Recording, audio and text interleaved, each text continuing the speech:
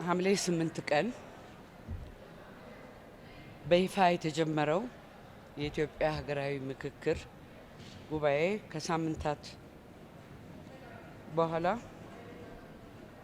የምክክር ሂደት በዛሬው ዕለት በስኬት ተጠናቋል።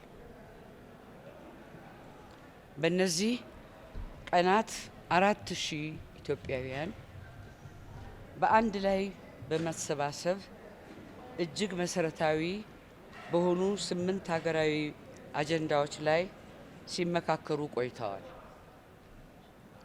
ተመካካሪዎቹ በመጨረሻም ለዘመናት ለቆዩ አለመግባባቶች መፍትሄ የሚሆኑ ምክረ ሀሳቦችን አጠናክረው ለኮሚሽኑ አስረክበዋል።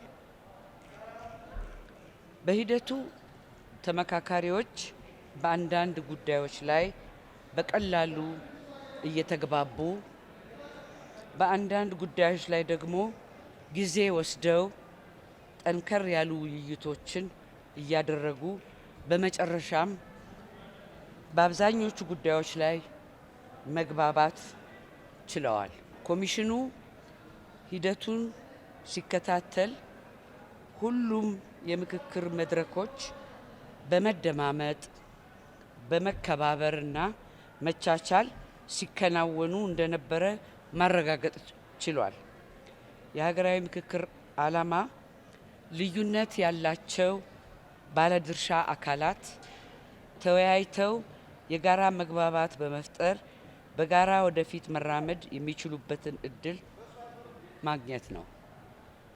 ሀገራዊ ምክክር አሸናፊና ተሸናፊ የመለየት ሂደት አይደለም። ይህ ሂደት አንዱ ወገን ተሸንፎ ሌላው ወገን የሚሸነፍበት ውድድርም አይደለም። የኢትዮጵያ ሀገራዊ ምክክር ጉባኤ ከምክረ ሀሳቦችና ከስምምነቶች በላይ የሆኑ ውጤቶችንም አስገኝቷል። ተመካካሪዎች እርስ በርስ ተዋውቀዋል፣ ጠንካራ ግንኙነቶች ፈጥረዋል፣ የተለያዩ አመለካከቶችን አዳምጠዋል። እንዲሁም የሀገራችንን ፈተናዎች በተመለከተ ሀሳቦችን ተለዋውጠዋል። በመጨረሻም መግባባት ላይ ደርሰዋል። በመሆኑም ሂደቱ የምክክር ባህልን ለመገንባት ትልቅ መሰረት ጥሏል። ይህ ሀገራዊ ምክክር ጉባኤ ኢትዮጵያ እንደ ሀገር ያሉባትን የሀሳብ ልዩነቶች በምክክር መፍታት መቻሏን ያሳየችበት ታሪካዊ ምዕራፍ ነው። በመጨረሻም የኢትዮጵያ ሀገራዊ ምክክር ኮሚሽን ለኢትዮጵያ የምክክር ጉባኤ መሳካት አስተዋጽኦ ላበረከቱ አካላት በሙሉ ልባዊ ምስጋናውን ያቀርባል።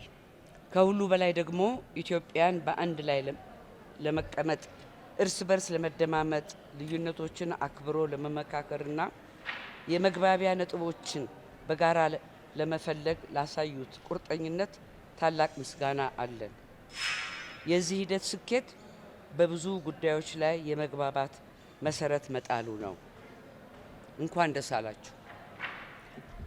አመሰግናለሁ።